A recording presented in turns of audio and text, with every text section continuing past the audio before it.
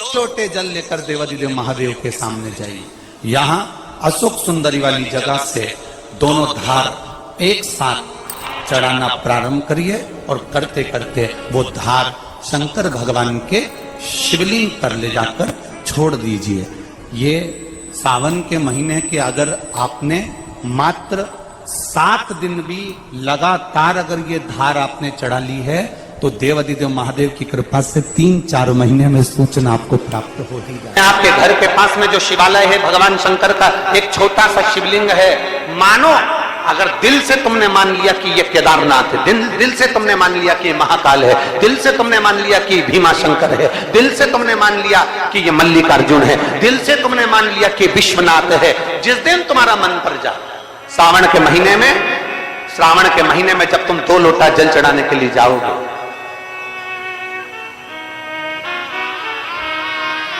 श्रावण के महीने में जब तुम 2 लोटा जल चढ़ाने के लिए जाओगे और 2 लोटा जल तक तुम अपने हाथ में लेकर चढ़ाओगे, जिस दिन तुम्हारा चित्त में मन में आ जाए कि आज मैं विश्वनाथ नहीं गई हूं, मैं सावन के महीने में मैंने विश्वनाथ का दर्शन नहीं करा है, सावन के महीने में मैं काशी नहीं गई, सावन के महीने में मैं गंगा के घाट पर नहीं गई, जिस दिन सावन के महीने में तुम्हारे मन में आ जाए 2 लोटा जल लिया, शंकर जी को चढ़ाते हुए अपने मन में विचार कर लिया कि मेरे विश्वनाथ मैं तुम्हारे दरवाजे तो नहीं आ सकी, पर मेरे जल में अगर बल होगा तो इस जल को आप वहां से यहां आकर स्वीकार कर लोगे। वो विश्वनाथ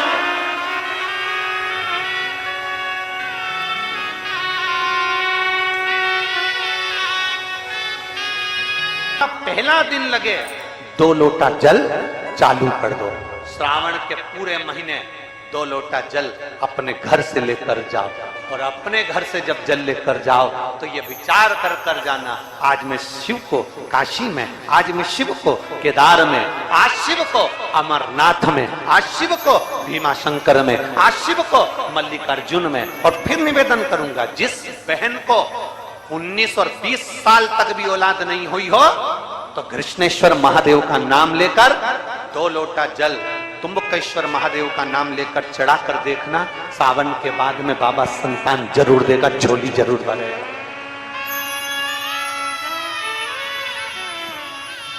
कहीं नहीं जाना, अपने नजदीक में, अपने घर के पास में, अपने मोहल्ले में, अपनी गली में, अपने चौराहे पर, अपने घर के पास में जो शिवालय हो, जो शंकर का मंदिर हो, वहां जाओ, 2 लोटा जल समर्पित करो और फिर निवेदन करूंगा, जल से ज्यादा जरूरी है मेरे भोलेनाथ जी के मंदिर की सफाई करना।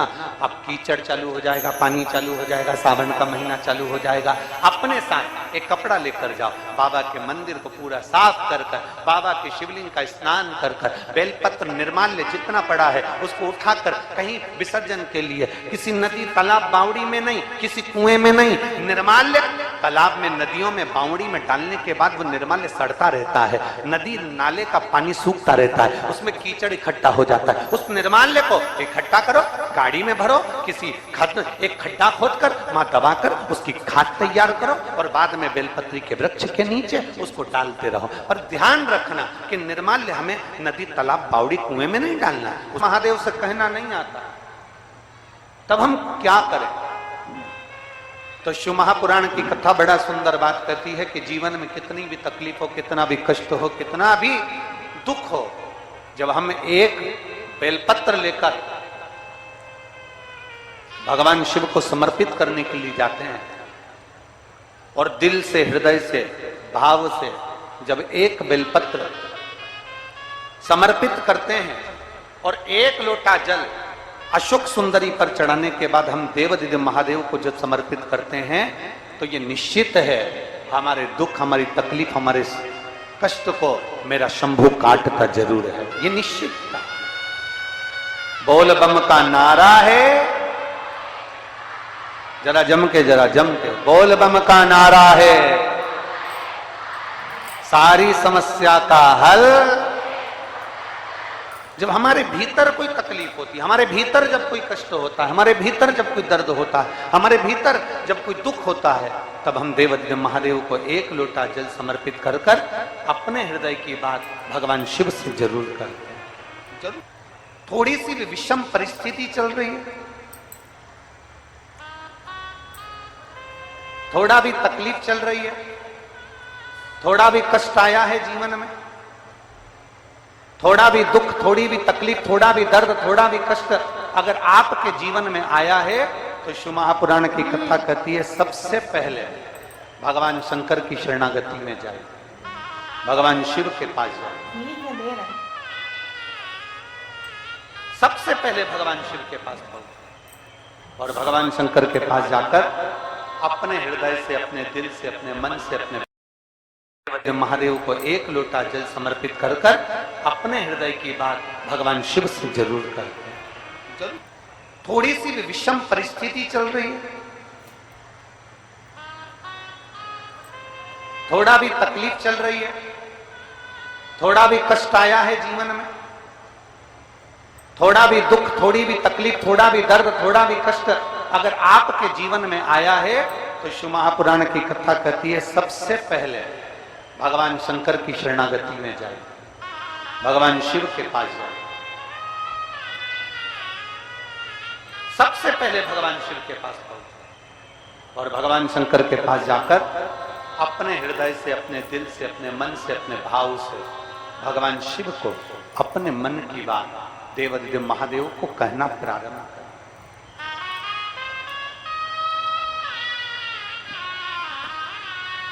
अपने भीतर जो संशय है, अपने भीतर जो संशय उत्पन्न हुआ है, अपने भीतर जो हम संशय में आए हैं, उस संशय को मिटाने के लिए, अपने भीतर के दुख को, अपने भीतर की तकलीफ को, अपने भीतर के कष्ट को मिटाने के लिए कहीं दूसरी जगह नहीं जाए। शिव महापुराण की कथा कहती है अगर जीवन में दुख भी आया है, तकलीफ भी आई है, कष्ट भी आया है, पड़ोसी के यहाँ, रिश्तेदारों को, नातेदारों को, कुटुंब को, कबीले को जाकर कहोगे, वो दुख मिटने वाला नहीं, वो संशय समाप्त होने वाला नहीं, वो तकलीफ समाप्त होने वाली नहीं, वो दुख समाप्त होने वाला नहीं। अगर जीवन में संशय आया है, जीवन में अगर तकलीफ आई है, जीवन में अगर कष्ट आया है, तो हमें शिव की शरणागति ग्रहण कर लेना चाहिए। हाथ में लेकर भगवान शिव से अपने दिल की बात, अपने मन की बात भगवान शंकर को जरूर जाकर कहना चाहिए। कर रहे हो ये आपके ऊपर निर्भर करता है। मां, महात्मा और परमात्मा,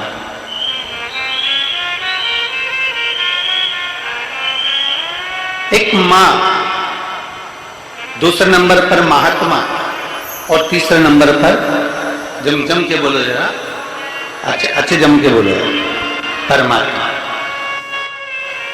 ये तीन आपको देखते तक नहीं, फिर भी अपना पूरा प्रेम, अपनी पूरी वात्सल्यता, अपनी पूरी करुणा, अपनी पूरी उदारता ये आपके ऊपर उंडेल देते हैं। कौन कौन? जम के बोलो जरा। पहले नंबर पर आवाज नहीं आई, जम के जरा। मां, दूसरे नंबर पर महात्मा और तीसरे नंबर पर परमात्मा। जब बच्चा गर्भ में आता है, मां उसको देखती नहीं, मां ने उसको देखा नहीं। जब बच्चा गर्भ में आया, जब बच्चा गर्भ में पहुंचा तो मां ने उसको देखा नहीं, मां उसको देखी नहीं। बच्चा जब गर्भ में आता है तो मां ने उसको देखा नहीं होता है।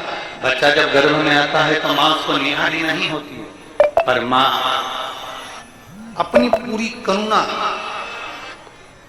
अपनी पूरी उदारता, अपनी पूरी वात्सल्यता, अपना पूरा प्रेम मां उस बच्चे को दे देती है। पूरी करुणा दे दी मां ने, पूरी वात्सल्य। ये हैं शंकर के भक्त, ओघड़दानी के भक्त, शंभू के भक्त, त्रिकालदर्शी कैलाशी के।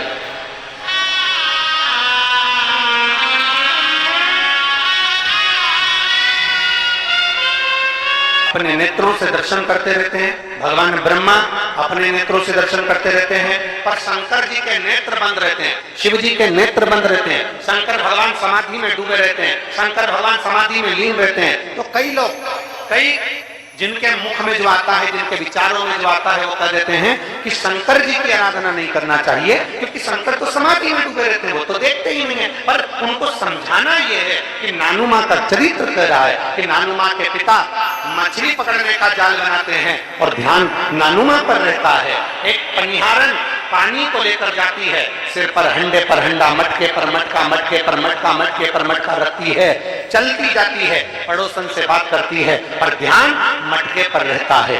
एक माँ अपने बच्चे को लेकर बाजार में जाती है, सामान कितना भी खरीदे पर बच्चे पर ध्यान रहता है। एक पिता अपने काम में ध्यान देता रहता है। उसी तरह मेरा ओगरधानी भले नेत्र बंद कर कर समाधि में डूबा हुआ हो, पर जो एक लोटा जल चढ़ाता है, मेरे शंकर का ध्यान उस पर बना ही रहता है। वृक्ष लता से स्नान कराऊंगी, ये अपने भीतर में एक संकल्प अपने भीतर लेना है कि श्रावण के महीने में हमें शिव को कैसे जाना,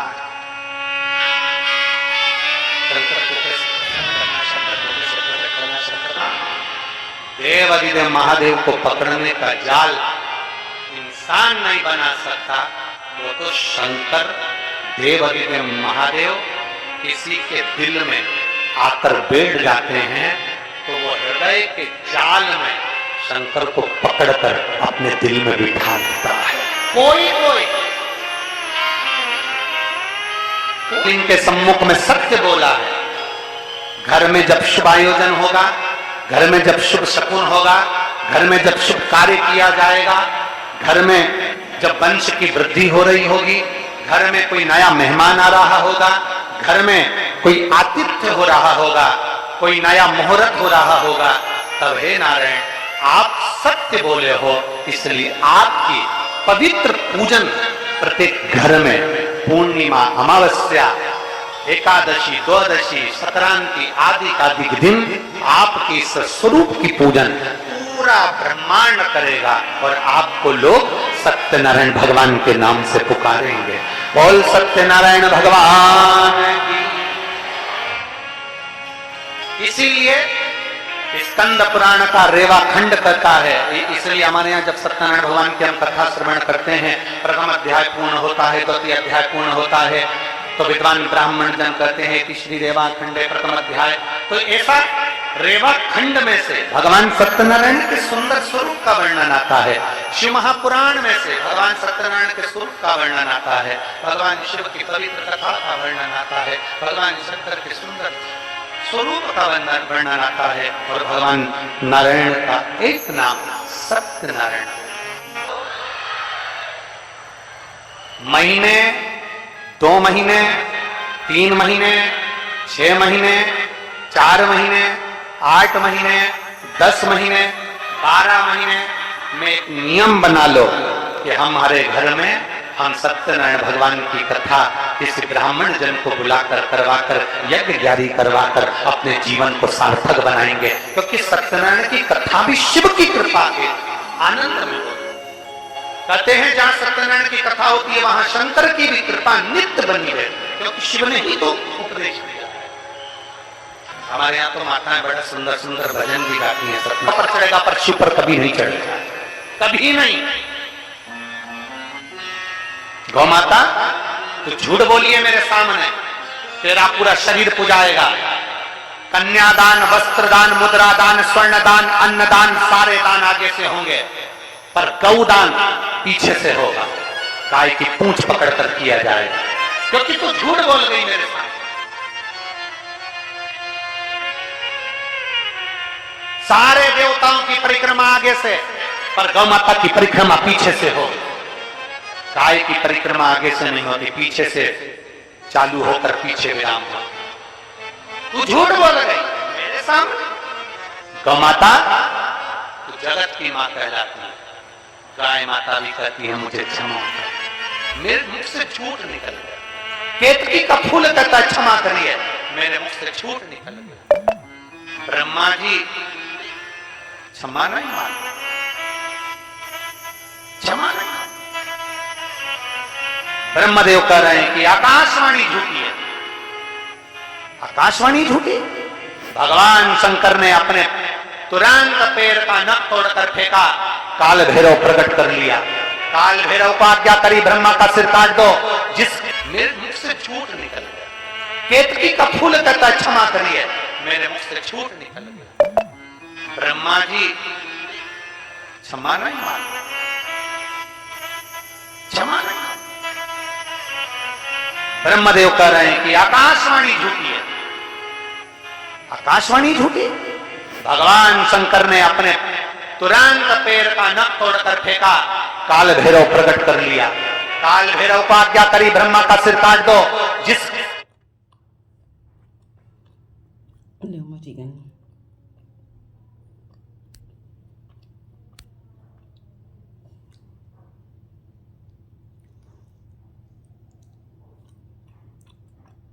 मुख से वो झूठ बोल रहा है,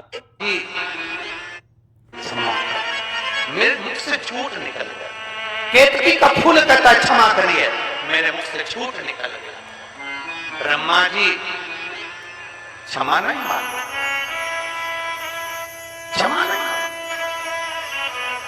ब्रह्मदेव कह रहे हैं कि आकाशवाणी झूठी है, आकाशवाणी झूठी। भगवान शंकर ने अपने तुरंत पैर का नख तोड़कर फेंका, काल भैरव प्रकट कर लिया। काल भैरव को आज्ञा करी ब्रह्मा का सिर काट दो। जिस मुख से वो झूठ बोल रहा, जिस मुख से वो झूठ बोल रहा।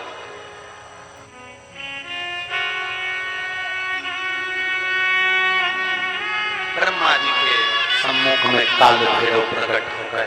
काल भैरव ने अपना हाथ की उंगली का नख तोड़कर फेंक कर ब्रह्मा जी के शीश को काट दिया। कटा हुआ सिर लुढ़कता गया, उनके रक्त निकलता गया। कटा शीश भी झूठ बोलता रहा, झूठ बोलता। सत्य को प्रमाण की जरूरत नहीं होती, पर झूठ को प्रमाण चाहिए।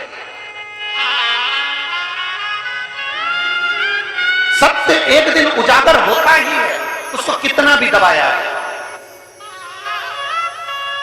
सत्य को कितना भी दबाया, वो उजागर होगा। आज नहीं तो कल होगा, कल नहीं तो परसों होगा, आने वाली पीढ़ी को होगा, पर सत्य सामने जरूर आएगा। सत्य को कोई नहीं दबा सकता। चाहे दुनिया में कितना भी प्रपंच रच लो, चाहे दुनिया में कितना भी पाखंड रच लो, सत्य को दबाने के लिए तुम सारी पूरी जिंदगी न डाल देना, और एक दिन सत्य सत्य होता है और सत्य दुनिया के सामने आता जरूर है। दब नहीं, दब नहीं। कितना दबाओगे, सत्य को कितना झुकाने का प्रयास करोगे, सत्य को कितना दबाने का प्रयास करोगे। सत्य समूह है जिसके तट पर उत्तर प्रदेश की गवर्नमेंट ने बड़े बड़े बोर्ड लगाकर रखे हैं, ये कर्मनाशा है, इसमें हाथ न लगाइए। ये कर्मनाशा है, इसमें अगर कोई इसके पानी का छींटा भी लग जाता है तो 7 पीढ़ी में किया गया पुण्य छिन्न हो जाता है। ऐसी कर्मनाशा नदी जिस पर पक्षी भी अपनी चोंच में जल नहीं भरता, जिस नदी का जल एक श्वान भी नहीं पीता, वो कर्मनाशा आज भी बहती है और बड़े बड़े बोर्ड लगे हैं। इस कर्मनाशा नदी का स्पर्श न किया जाए। विद्वान, चतुर, संत, साधु, सन्यासी, तपस्वी उस कर्मनाशा नदी को कभी पार भी नहीं करते, क्योंकि कर्मनाशा के जल का छींटा लग गया तो हमारी पीढ़ी दर पीढ़ी में किया गया पुण्य समाप्त हो। दोस्तों, आशा करती हूँ कि आपको ये वीडियो अच्छा लगा होगा, तो कमेंट में ओम नमः शिवाय लिखें, वीडियो को लाइक करें, शेयर करें और चैनल को सब्सक्राइब करें। हर हर महादेव।